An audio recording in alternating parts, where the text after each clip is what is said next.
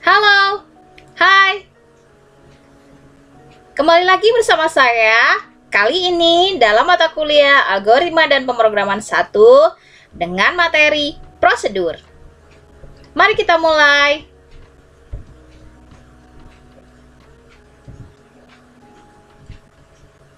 Ini adalah penjelasan dari prosedur. Jadi, prosedur itu merupakan sebuah blok program dan dapat dipanggil oleh program utamanya. Dalam hal ini kita biasanya program utama itu menggunakan main. Dalam sebuah program, terutama dengan bahasa C, biasanya satu buah program dapat menggunakan banyak prosedur dan satu buah main atau program utama. Ini adalah ilustrasi dari prosedur. Kita bisa melihatnya. Jadi di sini dapat dibuat banyak sekali prosedur. Kemudian ada program main itu sendiri. Jadi prosedur-prosedur ini akan dipanggil di program utama atau main. Nah, ini adalah ilustrasi dari penggunaan prosedur dan tidak menggunakan prosedur. Contohnya, jika tidak menggunakan prosedur itu seperti ini. Jadi semuanya dituliskan di dalam program main atau program utama. Sedangkan jika menggunakan prosedur, kita dapat menggunakan prosedur di sini, kemudian prosedur ini akan dipanggil oleh program utama. Bedanya apa? Nanti kita akan mengerti dengan contoh-contoh yang diberikan. Ini adalah ilustrasi dari cara kerja prosedur. Jadi, kita bisa membayangkan bahwa prosedur itu seperti sebuah pabrik. Kemudian, ada masukan yang disebut dengan parameter. Kita bisa bayangkan ini sebagai bahan baku dari pabrik. Sehingga, isi dari kotak-kotak ini nanti akan diproses di dalam pabrik. Kotak-kotak ini bisa berupa variabel ataupun array ataupun tipe struktur. Jadi banyak yang bisa menjadi parameter. Tapi untuk permulaan kita akan belajar menggunakan parameter yang berbentuk variabel.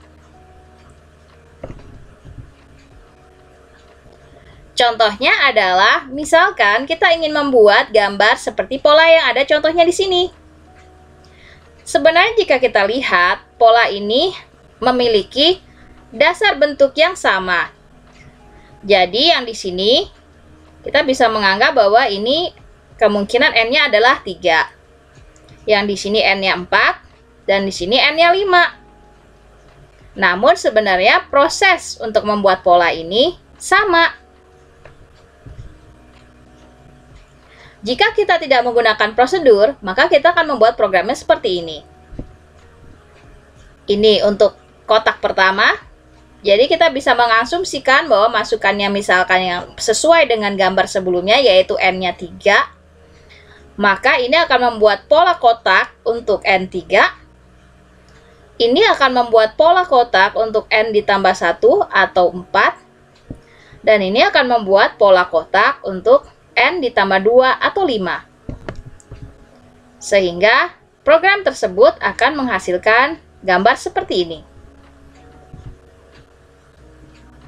Lalu bagaimana jika kita menggunakan prosedur? Bisa seperti ini, Kakak. Ini adalah prosedur. Void adalah pernyataan bahwa akan membuat prosedur. Kemudian pola adalah nama dari prosedur. Dan inilah yang disebut dengan parameter atau dalam ilustrasi sebelumnya sebagai bahan baku. Kita bisa membuat programnya seperti ini hanya di dalam satu prosedur. Karena sebenarnya cara atau prosesnya sama, hanya berbeda di batasan n-nya saja. Maka kita bisa memilih n sebagai parameter. Jadi, biasanya yang dijadikan parameter adalah yang nilainya dapat diubah sewaktu-waktu sesuai kebutuhan. Kemudian, di dalam prosedur ini kita membuat variabel lokal. Apa itu variabel lokal? Jadi, variabel I dan J ini hanya dapat digunakan mulai dari kurung buka wilayah prosedur sampai kurung tutup wilayah prosedur. Sehingga di luar ini, I dan J tidak akan dikenali karena dianggap tidak dideklarasikan di memori. Kemudian kita gunakan for, di mana N-nya adalah variabel berubah. Jadi bisa diubah-ubah di sini. Maka yang dijadikan sebagai bahan baku atau parameter adalah variabel yang sekiranya isinya berubah-ubah ketika diakses di main. Nah, ini adalah main-nya.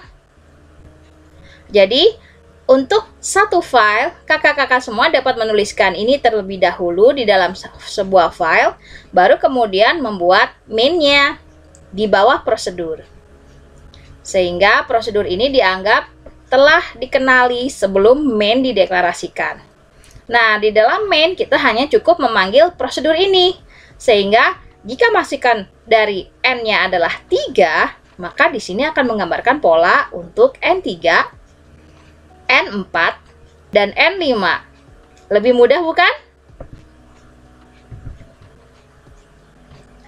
Kemudian kita akan belajar membuat 3 file untuk mengimplementasikan prosedur. Kenapa diperlukan 3 file? Agar lebih mudah dalam melakukan permodulan terhadap kode program. Hal ini penting untuk nantinya ketika program akan dikembangkan lebih lanjut, di mana akan mempermudah orang lain untuk mengakses program kita, sehingga tidak bercampur-campur. Mengapa kita perlu belajar untuk menulis 3 file? Penulisan kode program menggunakan prosedur yang baik dapat menggunakan 3 file agar struktur kode programnya lebih baik, sehingga terpisah antara deklarasi, prosedur-prosedur atau mesin yang nanti akan dibuat, dan main atau sering disebut dengan driver.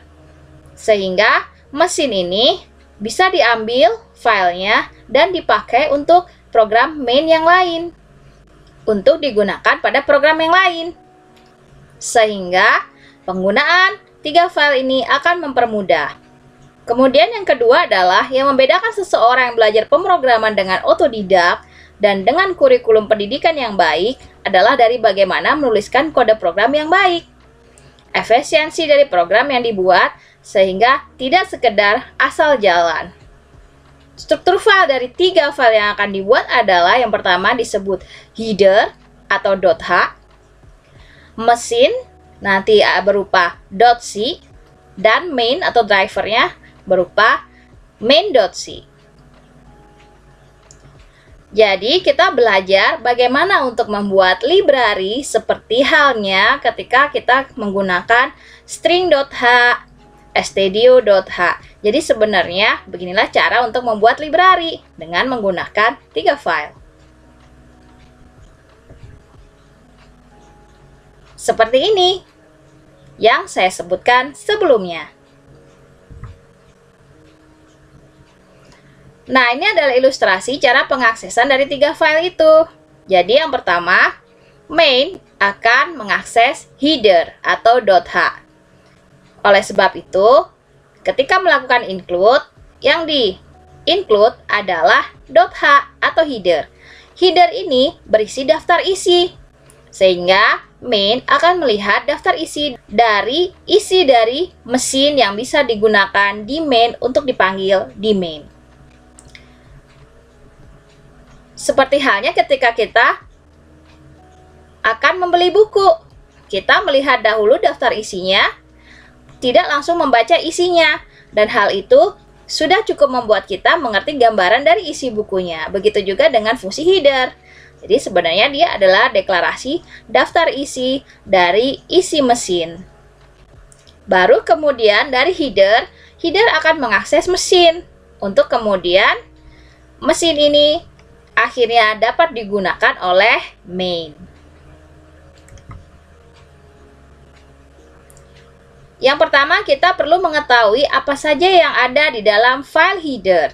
Yang pertama adalah semua include dari pustaka kompilator seperti stdio.h, string.h jika kita butuhkan, ataupun mat.h jika kita butuhkan. Kemudian, semua type def struct, semua tipe bentukan kita buat di sini.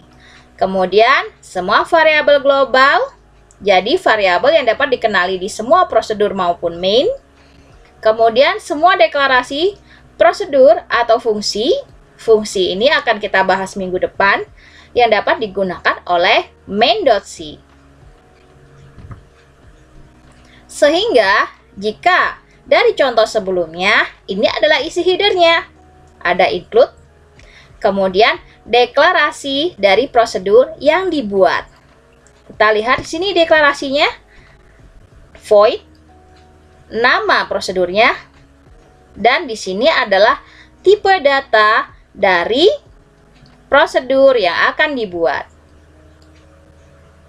Kenapa tidak ada namanya? Bukannya tadi diberikan N? Jadi yang penting untuk dilihat saat kita mendeklarasikan prosedur adalah tipenya. Maka kita bisa membuat seperti ini. Ingat ya kakak, memang kita bisa membuat prosedur di mesin langsung tanpa membuat deklarasinya di file header. Tapi itu bukanlah cara membuat kode program yang baik. Sehingga itu akan mengurangi skill kakak-kakak semua untuk membuat kode program yang baik, yang dapat dikembangkan lebih lanjut.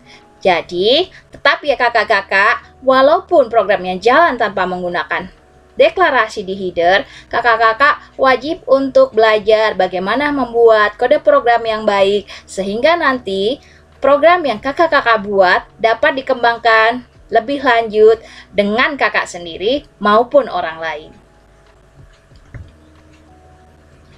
Kemudian untuk file mesin. Jadi, file mesin berisi semua implementasi dari prosedur yang sudah dideklarasikan di header. Nah, maka dari contoh sebelumnya, ini adalah mesinnya. Di mesin, dilakukan include dari file header. Jadi, file headernya saya beri nama pola.h. Saya menyimpannya sebagai nama pola.h.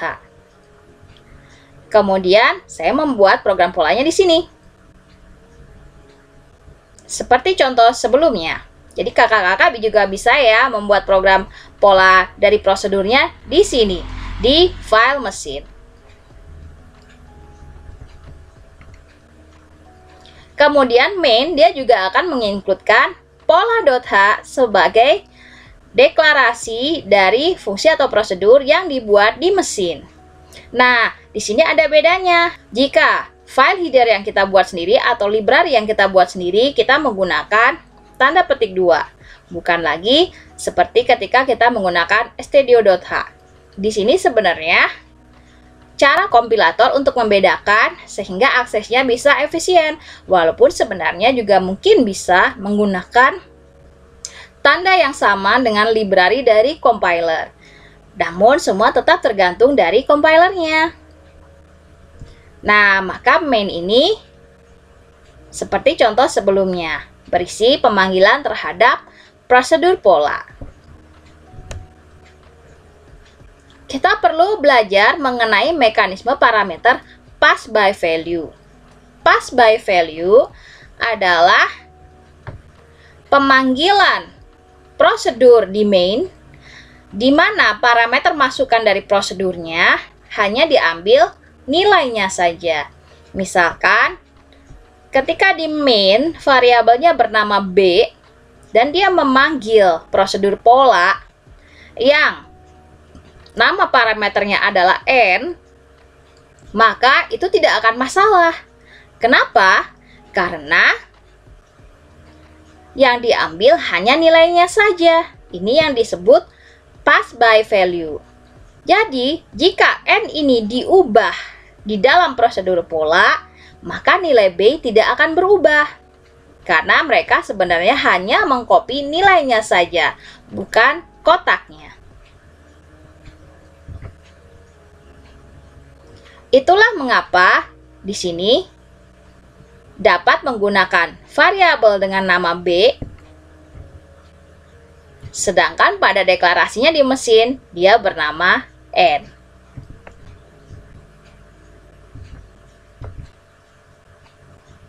Pass by value. Berikutnya ada juga yang disebut dengan pass by reference.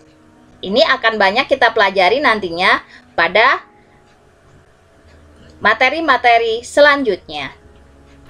Yang disebut dengan pass by reference, maka sebenarnya prosedur ini mengacu ke kotak yang ada di main. Jadi bukan hanya diambil nilainya, tapi sebenarnya prosedur ini tidak memiliki kotak sendiri. Dia hanya mengacu ke variabel yang ada di main. Sehingga jika di dalam prosedur ini B diubah, yang di dalam prosedur ini dikenali dengan nama alias sebagai N, maka B akan berubah. Ini nanti kita akan pelajari ketika kita mulai mengenal dengan pass by reference atau berupa pointer di materi-materi selanjutnya.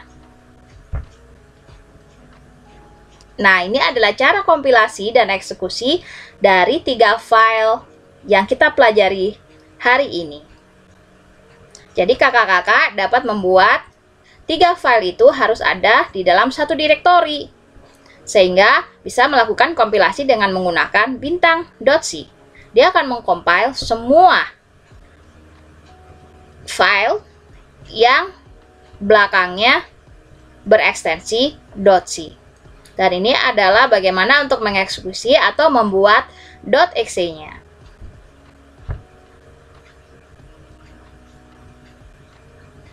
Misalkan kita ingin menambahkan untuk membuat prosedur yang baru di dalam file header, maka kita tinggal membuat di dalamnya.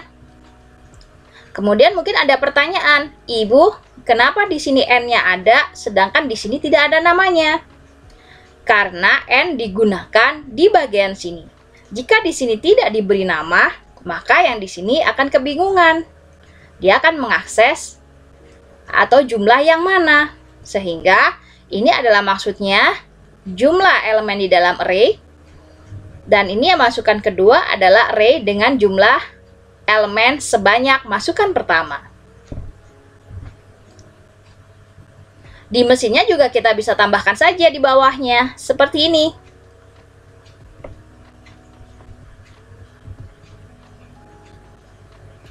Dan di main-nya kita juga bisa menggunakannya langsung di bawahnya saja. Di sini kita tambahkan di sini. Jadi array-nya perlu kita isi dulu di sini.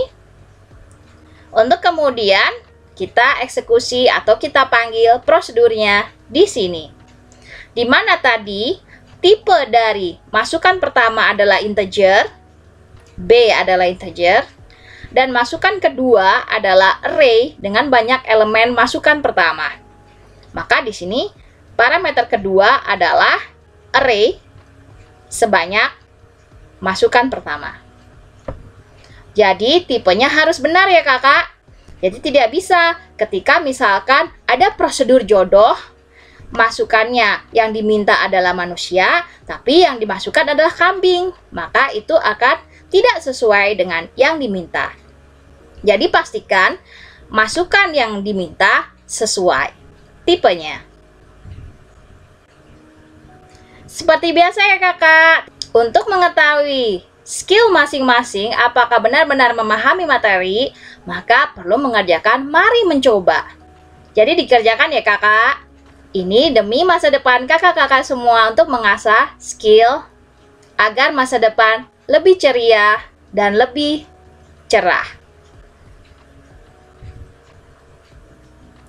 Sekian materi untuk hari ini. Semoga mudah dipahami ya kakak. Sampai jumpa.